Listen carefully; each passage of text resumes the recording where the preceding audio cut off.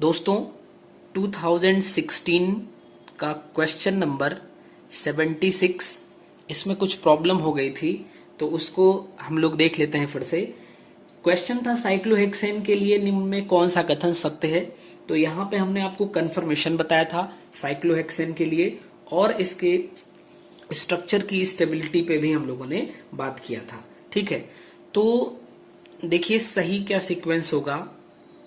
एक होता है चेयर फॉर्म,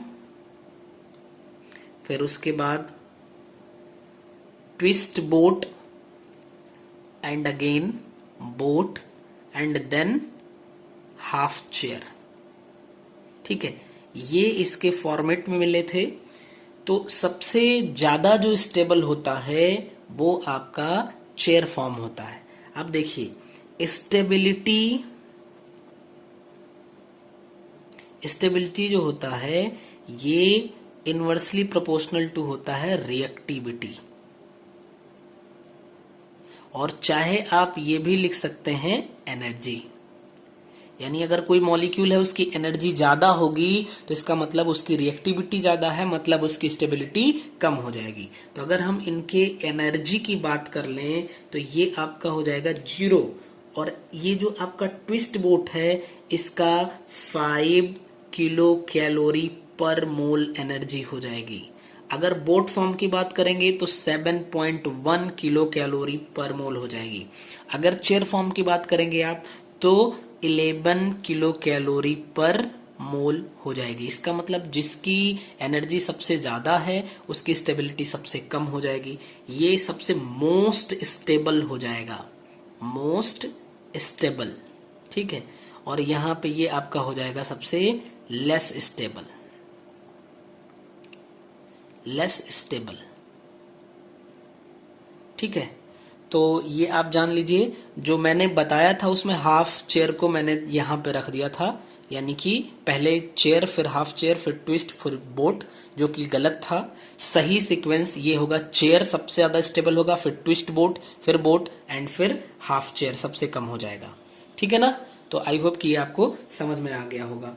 दूसरे क्वेश्चन पे चलेंगे। दूसरा क्वेश्चन जो है वो 2013 का क्वेश्चन नंबर जो है आपका वो कौन सा है, 96 नंबर है। क्वेश्चन नंबर 96, जिसमें 2 ब्यूटेनॉल 1 ब्यूटेनॉल और 2 मेथिल 2 प्रोपेनॉल का आपको बताना है किसका जो बॉइलिंग पॉइंट है वो सबसे हाईएस्ट होगा।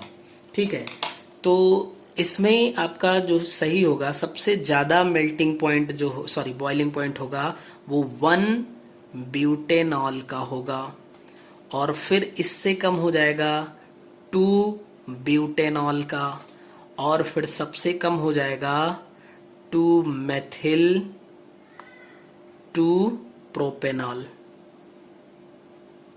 ठीक है, 2 मेथिल 2 प्रोपेनॉल का ये मैंने आपको वहां पे बताया हुआ है, लेकिन सीक्वेंस में मैंने थोड़ा सा ये 1 इन दोनों का एक्सचेंज कर दिया। ठीक है, गलती से हो गया वहां पे, तो इसलिए मैंने सोचा कि अलग से वीडियो बना देता हूं ताकि कोई दिक्कत ना हो, आप छोटी छोटी बातें गलत ना कर दो। ठीक है, इसका अगर आप देखेंगे तो 117.7 डिग्री सेल्सियस मेल्टिंग पॉइंट होगा। इसका जो होता है वो 99 डिग्री सेल्सियस, और अगर इसकी बात करेंगे तो इसका 82 डिग्री सेल्सियस होता है। ये इसका बॉइलिंग पॉइंट हो जाएगा। ठीक है, सबसे ज्यादा इसका, फिर इसका और फिर इसका। तो उम्मीद है कि अब आपके सारे डाउट क्लियर होंगे। Thank you.